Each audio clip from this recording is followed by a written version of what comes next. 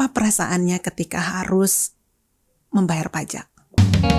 Selamat datang hey kawan pajak, diajak-ajak bayar pajak. Hey hey hey, yuk dengerin hey kawan pajak, diajak-ajak bayar pajak. Hey hey hey, Mari kakak, lihat dia dulu kakak. Sudah banyak perkembangan isu pajak. Kapan lagi bahas pajak bisa sambil ngakak, sambil ngerujak atau sambil gendong anak. Dengar dulu yuk, info gratis kok gak mau. Di follow dulu, gak ketinggalan melulu. Ajak-ajak bayar pajak, ini konsep baru. Simak dan hayati kelak negeri kita maju. selamat datang hey kawan pajak, diajak-ajak bayar pajak. Ajak, bayar pajak. Yuk dengerin hey kawan pajak, diajak-ajak bayar pajak.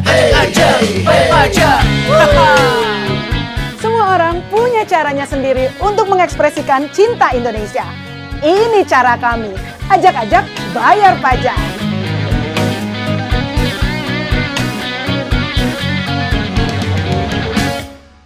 Hai kawan pajak, apa kabar? Semoga semuanya sehat ya. Dan kali ini kami akan kembali hadir di Ajak-Ajak Bayar Pajak.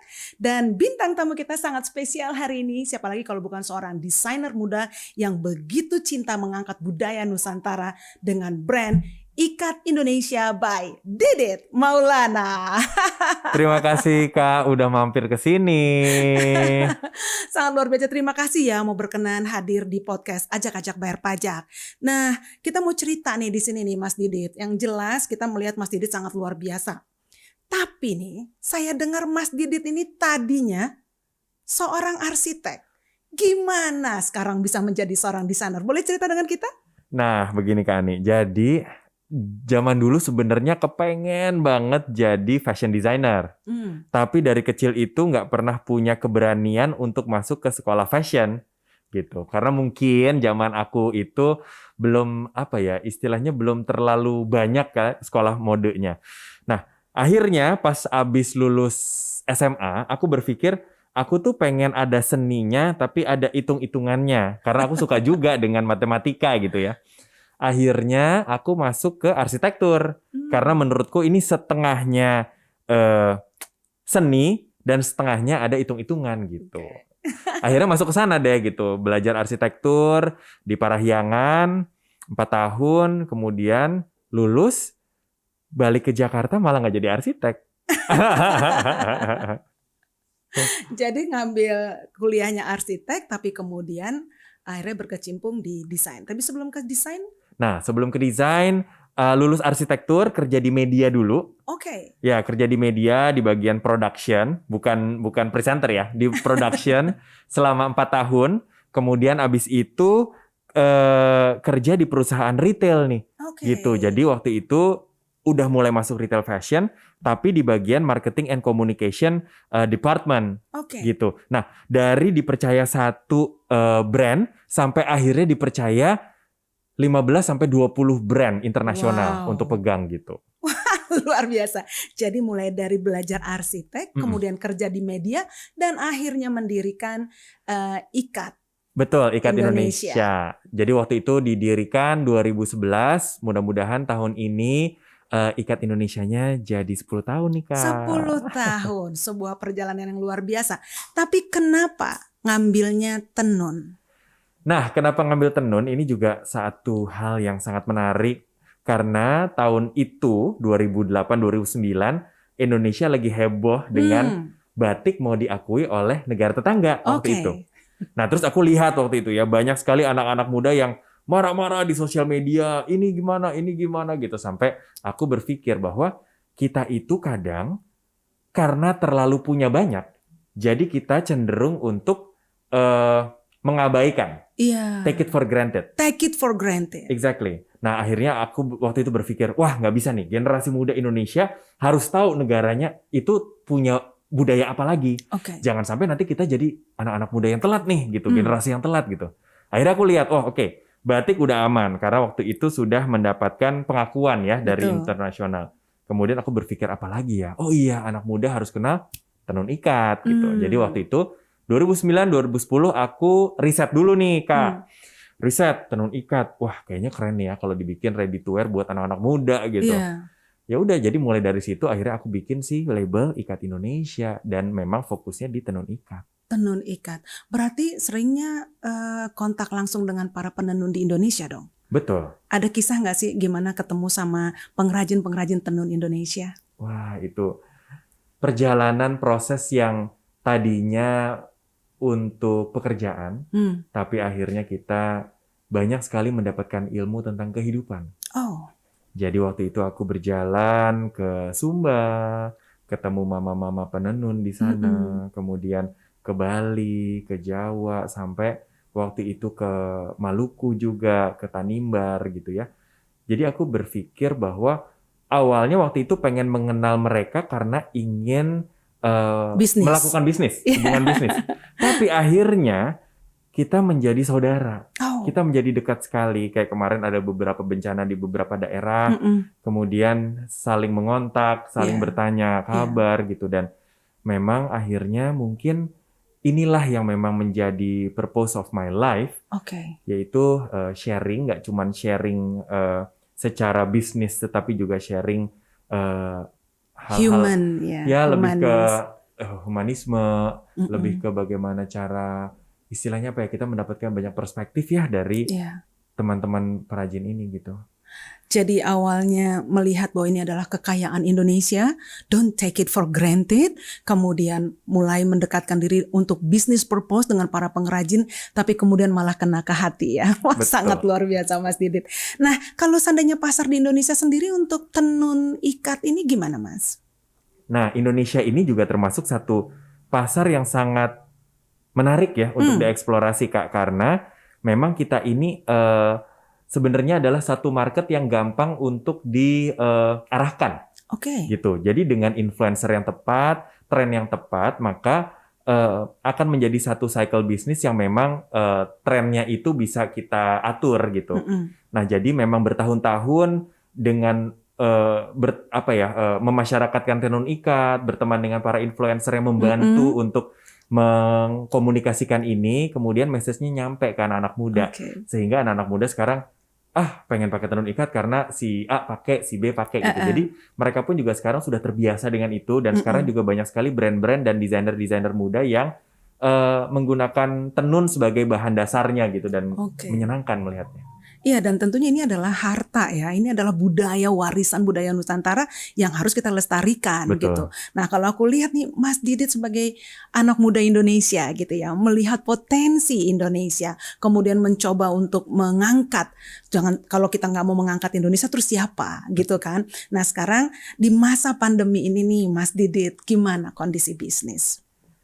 Kalau ditanya refleksi 1 tahun ke belakang, itu pasti pertama adalah bisnisnya hancur-hancuran. Oh, Karena pertama kali pandemi itu kan masuk ketika kita udah mau masuk bulan Ramadan ya, iya, gitu. Nah, untuk para retailer biasanya bulan Ramadan itu adalah saatnya mencetak angka sales, betul. gitu. Nah, tetapi tahun lalu kita miss semuanya gitu ya, bahkan minus gitu, dan memang harus kasih THR juga. Jadi Betul. tahun lalu itu adalah tahun awal-awal itu adalah yang masa adaptif yang sangat menjatuhkan mental. Nah, kemudian tapi pelan-pelan di bulan ke-6 setelah itu kita melihat opportunity, kemudian Oke. kita berdoa, Iya.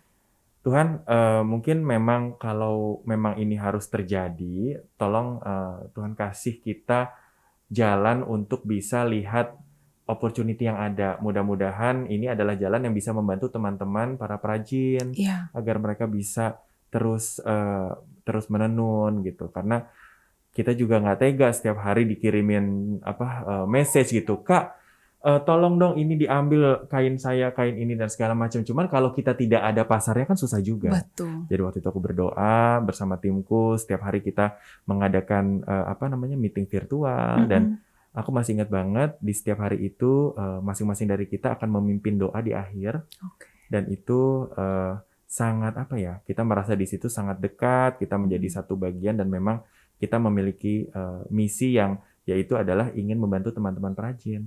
Iya. Nah, kemudian abis itu ada satu ide untuk membuat beberapa merchandise, dan merchandise itulah akhirnya yang bisa menyelamatkan si brand Ikat Indonesia dan juga mengajak teman-teman perajin kita agar aktif berproduksi gitu. Wow, Sampai luar sekarang biasa. happy banget. Oh, saya dengernya aja happy banget. Nah, nih kalau di podcast Ajak-Ajak Bayar Pajak, Mas Didit, kita memang senang sekali untuk tidak hanya bercerita tentang pajak, tapi juga tentang gimana perjuangan seorang pemuda Indonesia ya, yang itu tadi jalan cerita mulai dari arsitek kemudian menjadi desainer kemudian terkena pandemi tapi trying to survive. Nah ini kan semangat yang harus ditularkan kepada semua anak-anak muda, kepada semua kawan pajak tentunya. Nah Mas Didit, ini kan katanya Ikat Indonesia sudah hampir 10 tahun ya. Tentunya sudah punya NPWP ya Mas Didit ya. Pasti dong. Nah kita mau tanya Mas Didit, apa perasaannya ketika harus membayar pajak? Kalau untuk aku sendiri bayar pajak itu sudah dari awal ketika aku kerja ya, kira-kira tahun 2000 berapa tuh? 2002 kali ya, 2000 Oke. gitu. Jadi buat aku adalah sebenarnya adalah satu kewajiban yang memang harus dikeluarkan gitu. Iya. Jadi memang tidak ada resistensi dari awal Oke. gitu. Karena memang kalau untuk aku adalah ya udah bayar oke gitu karena memang kewajibannya menjadi warga negara gitu. Dan kalau dilihat dengan negara-negara lain sebenarnya potongan pajak di Indonesia tuh masih masuk akal banget gitu ya gitu kalau aku lihat yang lain-lain gitu. Nah, kalau untuk dan makin ke sini juga aku melihat apa ya? Banyak sekali hal-hal positif yang kemudian pemerintah gunakan dari uang hasil pajak yang kita bayarkan gitu sih. Aduh, makasih banget nih Mas Didit. Nih sebagai orang yang sudah bekerja di kantor pajak cukup lama, saya dengar ada orang, enggak aku nggak ada resistensi, itu senang banget. Karena memang tadi lagi saya senang banget dengan kata-kata Mas Didit yang bilang, sometimes we take things for granted gitu ya. Kita merasa, ini batik di Indonesia sudah ada, terus ikat sudah ada gitu. Tapi kita tidak memahami bagaimana untuk melestarikannya. Demikian juga Indonesia, negaranya ada, bukan berarti kemudian ya sudah, yang penting negaranya ada. Tapi kita harus sama-sama berkontribusi. Nah sekarang masalah lapor pajak nih. Kemarin kan bulan Maret kita lapor SPT ya. Dan seneng banget. Nggak, tadi Mas Didit kan sempat tanya, sudah berapa yang lapor SPT? Sudah 11 juta lebih ya orang yang lapor SPT. Nah kita sangat apresiasi. Cuman kita pengen tanya deh, kalau menurut Mas Didit lapor pajak susah nggak sih? Kalau sekarang aku bilang malah gampang banget ya. Karena kalau dulu mungkin kita susah tuh karena nggak tahu. Tapi karena sekarang juga lewat sosmednya pajak sangat jelas. Kemudian juga caranya jelas dan di websitenya juga jelas banget gitu. Dan kalau kita nggak ngerti kita tinggal tanya dan miminnya di situ juga sangat aktif menjawab gitu. Jadi buat aku sekarang sangat dimudahkan sih ya Sangat untuk dimudahkan. kayak kami para WP wajib pajak ini gitu. Oke, terima kasih banget loh. Dan itu dia kawan pajak bahwa lapor pajak sudah semakin mudah. Dan tentunya Direktorat Jenderal Pajak nggak berhenti di situ. Kita akan terus tingkatkan layanan kepada masyarakat. Khususnya lagi bagi para pengusaha Indonesia seperti Mas Didit ini yang ternyata tidak hanya ingin memajukan usahanya, tapi juga mengajak para pengrajin juga untuk naik kelas, juga untuk hidup sejahtera. So, kawan pajak, kita mau dengar ini. Mas Didit, ngomong dong ke kawan pajak, kira-kira kalau tentang pajak mau ngomong apa? Ngomongin pajak berarti kalau untuk saya adalah bagaimana kita membayarkan kewajiban kita sebagai warga negara. Mungkin teman-teman menikmati setiap hari kita bisa pergi kemana-mana, jalannya bagus, kemudian yang paling dirasakan adalah kalau ke daerah-daerah nih gitu. Zaman dulu susah banget misalnya menembus ke satu desa tertentu karena jalannya tidak ada. Tapi dengan adanya uang pajak yang teman-teman bayarkan, teman-teman yang ada di daerah-daerah sekarang juga sudah bisa menikmati hasil dari pemerintah membuka jalan untuk mereka dan berbagai macam fasilitas. Mudah-mudahan kita doakan aja agar amanah yang dibayarkan oleh para wajib pajak bisa terus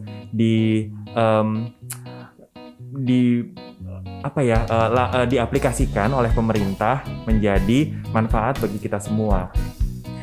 Terima kasih Mas Didit Maulana dan kawan pajak dimanapun yang berada. Demikian bincang-bincang kita bersama Mas Didit Maulana, Ikat Indonesia yang ingin melestarikan budaya Nusantara. Don't take it for granted. Indonesia adalah negara kita, mari kita jaga. bersama. Baiklah, itulah seluruh akhir acara podcast Ajak-Ajak Bayar Pajak bersama Mas Didit Maulana, desainer muda Indonesia, Ikat Indonesia. Dan tetap jaga kesehatan, tetap jaga jarak, dan kenakan masker serta mencuci tangan. Dan sampai bertemu di podcast Ajak-Ajak Bayar Pajak berikutnya. Mas Didit bilang dong, ajak-ajak bayar pajak. Ajak-ajak bayar pajak. Terima kasih Mas Didit Maulana. So, Kak Ani beserta seluruh kru yang bertugas undur diri. Terima kasih, sampai bertemu di podcast Ajak-Ajak Bayar Pajak selanjutnya. Semua orang punya caranya untuk menyatakan cinta kepada Indonesia. Ini cara kami. Bareng-bareng Mas. Ajak-ajak bayar pajak.